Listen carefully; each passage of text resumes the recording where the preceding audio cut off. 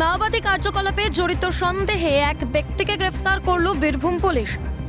ধৃতের নাম বাবন সূত্রধর, বাড়ি বীরভূমের ময়ূরেশ্বর থানার বেলিয়া গ্রামে। ধৃতের কাছ থেকে একটি 7mm আগ্নেয়াস্ত্র ও 5 রাউন্ড গুলিও উদ্ধার করা হয়েছে।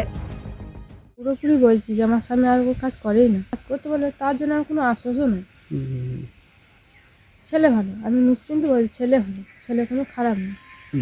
মানে আমাদের অভালোবাসাও আসেনি আমাকে, আমি জানতাম না। আচ্ছা, যে ফোনে বললো যে বলে দাও, দিয়ে বস্তায় ছিল না মাটির তলে?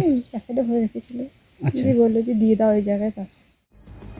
জানা গিয়েছে প্রায় 12 বছর ধরে পলাতক ছিল ওই অভিযুক্ত। বেশ কয়েকদিন ধরেই গ্রামের এক আত্মীয়ের বাড়িতে গা ঢাকা দিয়েছিলেন তিনি। গোপন সূত্রে খবর পেয়ে ময়ূরেশ্বর থানার পুলিশ তাকে সেখান থেকেই হাতে নাতে পাকড়াও করে। বাবনের বিরুদ্ধে দেশদ্রোহিতা সহ একাধিক অভিযোগ রয়েছে বলে খবর। তার সঙ্গে আর কার কার যোগ রয়েছে তাও খতিয়ে দেখা হচ্ছে।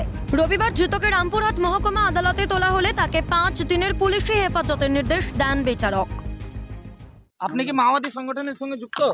না, আপনাকে কেন ধরলো তাহলে? আমার আগের কিছু ওয়ারেন্ট ছিল। কি নাম আপনার? বাবন সূত্রধর।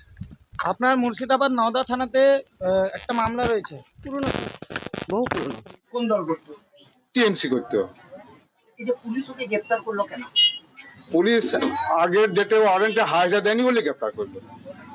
তো ও বাড়ি থেকে একটা আগ্নেয়াস্ত্র পেয়েছে, গুলি পেয়েছে। বিষয়টা কিভাবে দেখছে? আর আগ্নেয়াস্ত্র কিভাবে এলো বাড়িতে? বাড়িতে আগ্নেয়াস্ত্র কি হবে সেটা আমি বলতে পারবো না, আর সেটা আমার জানাও নেই।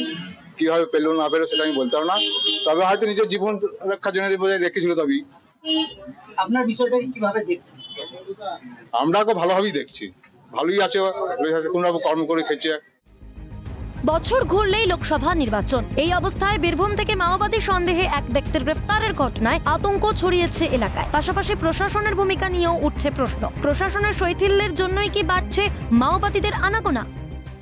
তিনি কিন্তু শাসক দলের সঙ্গেই যোগাযোগ রাখছেন, অর্থাৎ বলাই যেতে পারে তিনি এখন তৃণমূল করছেন।